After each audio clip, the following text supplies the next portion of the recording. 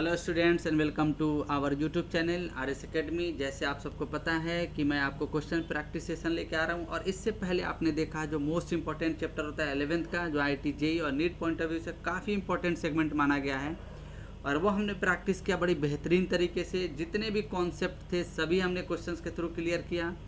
Previous year question जितने पूछे गए थे हमने प्रैक्टिस किया, जैसे मैकेनिकल प्रॉपर्टीज ऑफ सॉलिड और मैकेनिकल प्रॉपर्टीज ऑफ फ्लूइड। आज आपका एक नया चैप्टर मैं स्टार्ट करने वाला हूं और ये भी काफ़ी इंपॉर्टेंट चैप्टर है, थोड़ा सा बड़ा चैप्टर है, तो इस पर नंबर ऑफ पार्ट्स हम लोग प्रैक्टिस कर लेंगे। इसलिए मैं छोटा छोटा सेशन आपके लिए लेके आता हूं ताकि आप भी परेशान ना हो और आराम से आप देख सकें और अपने कॉन्सेप्ट को क्लियर कर पाएँ। तो चलिए, ये भी काफ़ी इंपॉर्टेंट चैप्टर है। चैप्टर का नाम है आपका thermal properties of matter. Thermal properties of matter में आपने देखा होगा हम बेसिकली मैटर के बारे में यहाँ पे पढ़ेंगे, एनर्जी इंटरेक्शंस के बारे में पढ़ेंगे, जैसे हीट के बारे में, एनर्जी के बारे में, टेम्परेचर के बारे में, बहुत सारे कॉन्सेप्ट लॉज के बारे में। तो वो सारी चीज़ें जो सर पढ़ाते हैं कंप्लीट फिजिक्स वो आपको डील करेंगे। मैं क्वेश्चन प्रैक्टिस सेशन करा रहा हूँ। तो थर्मल प्रॉपर्टीज ऑफ मैटर का ये पार्ट 1 है, जिसमें 11th में इनको पढ़ना और IIT JEE NEET point of view से ये काफ़ी इंपॉर्टेंट चैप्टर माना गया है। चलिए स्टार्ट करते हैं क्वेश्चन नंबर 1 से। ध्यान से क्वेश्चन को पढ़ेंगे तभी आप आंसर कर पाएंगे, क्योंकि क्वेश्चन में ही आंसर आपका छुपा रहता है। अच्छे से प्रैक्टिस करना है, खूब बेहतरीन तरीके से करेंगे तभी आप आगे बढ़ सकते हैं। The form of energy transfer between two system, the form of energy transfer between two system or a system and its surrounding by virtue of temperature difference is called the form of energy। Energy transfer हो रहा है तो आप उसे क्या कहेंगे? मान लीजिए टू सिस्टम के बीच, मान लीजिए ये एक सिस्टम है,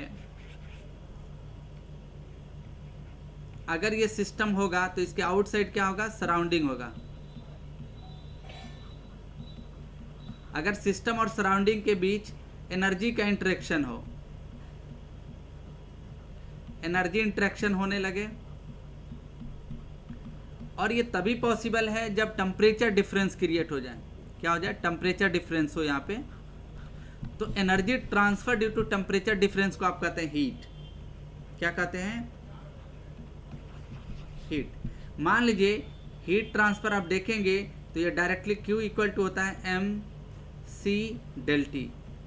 m क्या है? Mass constant. c कांस्टेंट होता है, स्पेसिफिक हीट है जो कांस्टेंट प्रेशर और कांस्टेंट वॉल्यूम पे चेंज होता है, और डेल टी क्या है? टेम्परेचर डिफरेंस है।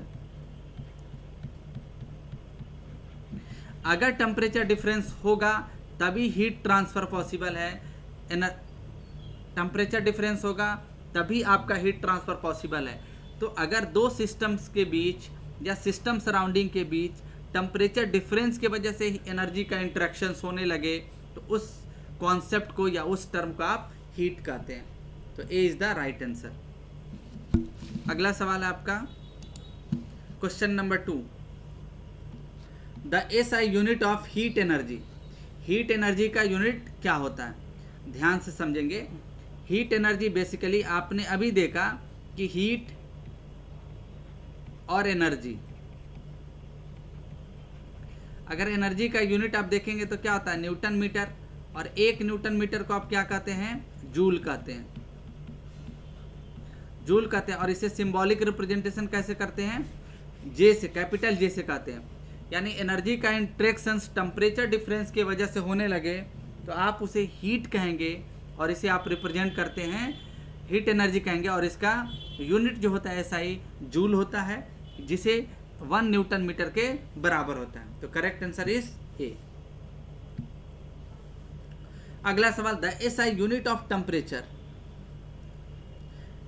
SI unit of temperature, temperature की अगर यूनिट की आप बात करें तो जैसे केल्विन, फ़ारेनहाइट, डिग्री सी, ये सारे क्या है? टेम्परेचर के यूनिट कहलाते हैं। तो ये आप देख सकते हैं सभी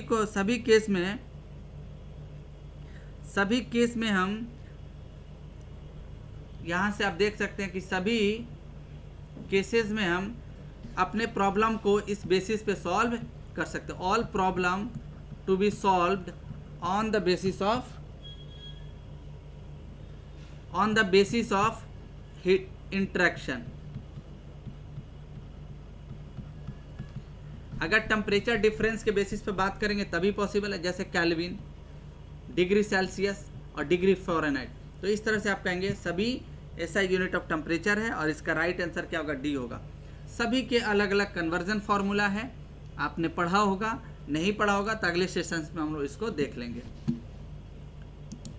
अगला क्वेश्चन है question number 4। Charles law scientist थे। चार्ल्स लॉ कहने का क्या था फॉर आइडियल गैस। ये किसके लिए वैलिड होता है, आइडियल गैस के लिए। इनका क्या था कि आइडियल गैस के लिए प्रेशर क्या होगा, आपका कांस्टेंट होगा। For the given ideal gas the pressure will be constant. और आप जानते हैं पी बी इक्वल टू क्या होता है, M R T. P V equal to N R T भी होता है। यहाँ पे आर क्या है, गैस कांस्टेंट है, और यहाँ क्या एन नंबर ऑफ मोल है, और आर यहाँ पे आर बार क्या है, यूनिवर्सल गैस कांस्टेंट। दोनों में अंतर है। और टी क्या अपना टेम्परेचर है। तो आइडियल गैस अगर इस इक्वेशंस में प्रेशर का वैल्यू कांस्टेंट हो जाए तो पी बी इक्वल टू, देखिए एम आर टी के फॉर्म में आप याद रखिए, यहां से हम V इक्वल टू क्या लिख सकते हैं, M R T by P.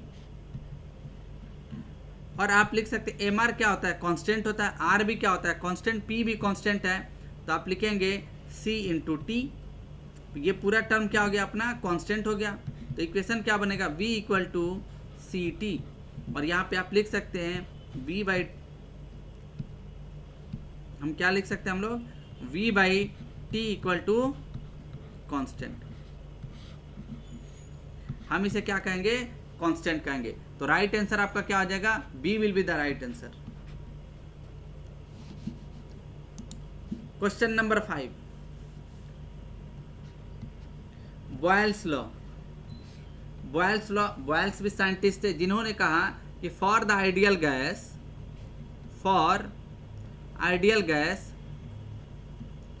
Temperature will be constant. इन्होंने कहा कि अगर आइडियल गैस के लिए टेम्परेचर का वैल्यू कांस्टेंट हो जाएगा तो इस कंडीशंस को आप क्या कहेंगे, बॉयल्स लॉ कहेंगे। Apply the ideal gas equation, now the P V equal to standard equation है एम आर टी।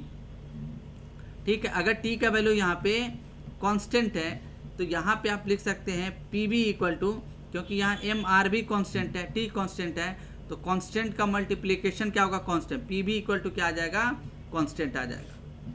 ये रिलेशन, अगर मान लीजिए दो पॉइंट के बीच कोई प्रोसेस हो रहा हो 1 और 2, और इस प्रोसेस के ड्यूरिंग टेम्परेचर आपका कांस्टेंट हो, बॉयल्स लॉ को फॉलो करता हो, यहाँ पे प्रेशर P1 है, वॉल्यूम V1 होगा, प्रेशर P2 और volume V2।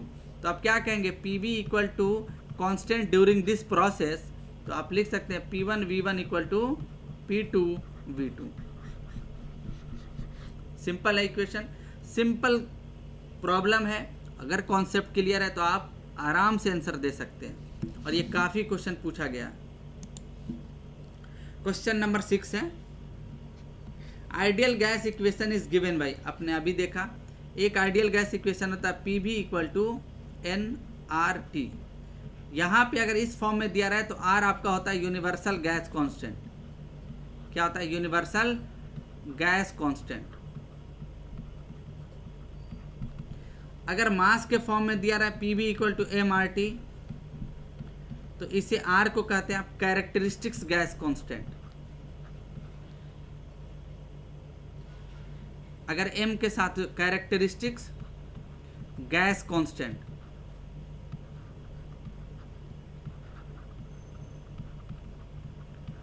Universal gas constant, और दूसरा क्या अपना कैरेक्टरिस्टिक्स गैस कांस्टेंट होता है, कैरेक्टरिस्टिक्स गैस कांस्टेंट। अगर इस सिचुएशंस में आप देखेंगे तो यहाँ से आप फाइंड आउट कर सकते हैं कि जो आर का वैल्यू है यहाँ पे इस इक्वेशन में, ये गैस के कैरेक्टर्स के अनुसार वेरी करेगा, लेकिन जो यूनिवर्सल गैस कांस्टेंट है वो सभी गैस के लिए कांस्टेंट होता है।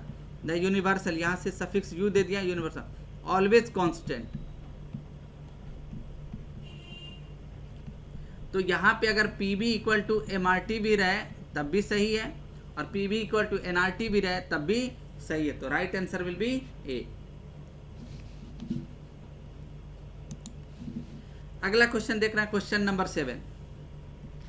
The absolute zero temperature is given by, absolute zero, absolute temperature किसे कहा जाता है? केल्विन टेम्परेचर को। ध्यान रखना, absolute temperature is called kelvin temperature, kelvin temperature. अगर डिग्री सी टेम्परेचर दिया हो तो केल्विन टेम्परेचर इक्वल टू क्या लिखते हैं? 273.15 प्लस डिग्री सी, ये केल्विन। मान लीजिए एग्जाम्पल के तौर पे आप समझ लें कि अगर temperature equal to 40 degree C दिया हुआ है, अगर आपसे पूछा जाए इसका केल्विन टेम्परेचर क्या होगा, तो आप कहेंगे 273.15 plus 40, the temperature is called kelvin temperature. यानी जो वैल्यू आएगा आप लिख सकते हैं 3,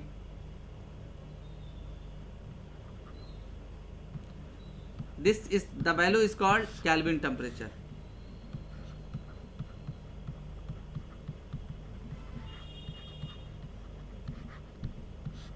इस टेम्परेचर को हम क्या कहेंगे? केल्विन टेम्परेचर कहेंगे। तो यहाँ से पूछा जा रहा है कि एब्सोल्यूट जीरो टेम्परेचर कब होगा, तो एब्सोल्यूट जीरो टेम्परेचर कहने का मतलब कि केल्विन टेम्परेचर का वैल्यू 0 डिग्री हो। ये तभी होगा जब 273 पॉइंट माइनस आप ऐड कर दें। अगर इसमें -273.1 ऐड कर देंगे तो ये वैल्यू क्या हो जाएगा? एब्सोल्यूट जीरो टेम्परेचर हो जाएगा। तो यहाँ से B will be the right answer. जैसे कि आपने देखा हम लोग बेहतर तरीके से क्वेश्चन प्रैक्टिस कर रहे हैं। थर्मल प्रॉपर्टीज ऑफ मैटर है, मैं क्वेश्चंस कम ले रहा हूं ताकि और भी कॉन्सेप्ट आपका बिल्डअप हो सके। छोटे छोटे कॉन्सेप्ट से ही बड़े कॉन्सेप्ट बनते हैं और आपके कॉन्सेप्ट बूस्ट होते हैं, इन्हांस होते हैं। क्वेश्चन को थ्रू आउट प्रैक्टिस करना है ताकि एक छोटे छोटे सेगमेंट 10 मिनट 15 मिनट से आपका और अच्छा प्रैक्टिस हो सके। जैसे कि आपने देखा इस सेशन में हमने पहला थर्मल प्रॉपर्टीज ऑफ मैटर का पार्ट 1 देखा, question practice session through concept.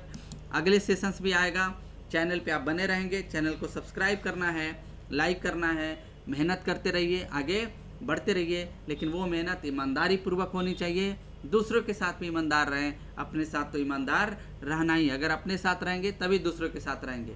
मेहनत करेंगे, आगे ज़रूर बढ़ेंगे। फिर मिलते हैं अगले सेशन में, तब तक के लिए थैंक यू फॉर वॉचिंग।